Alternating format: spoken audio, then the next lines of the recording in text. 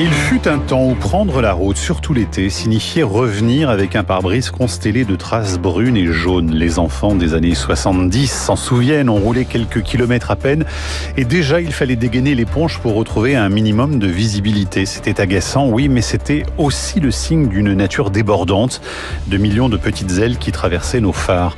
Aujourd'hui, fini la corvée, on peut filer sur l'autoroute, traverser les campagnes entières, garder une vitre impeccable. Alors un confort, pas vraiment, plutôt le symptôme discret d'un monde qui s'éteint à petit feu.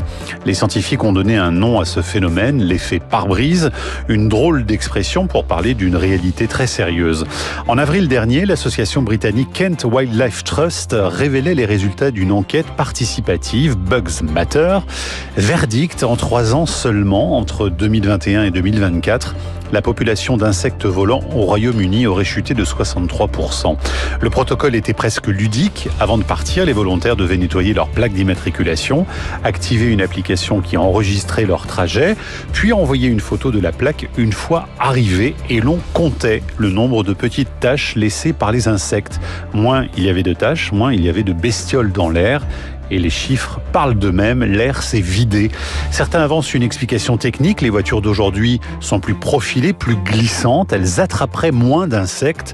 Mais la constance des données et leur brutalité dessinent un tableau clair, le déclin est bel et bien réel.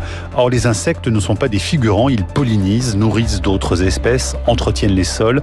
Sans eux, c'est toute la mécanique du vivant qui se grippe.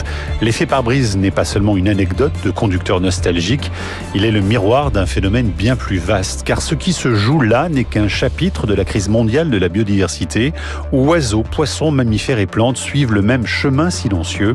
Nos pare-brises propres nous disent à leur façon le grand effacement du vivant. Et c'est cette histoire que nous allons vous raconter.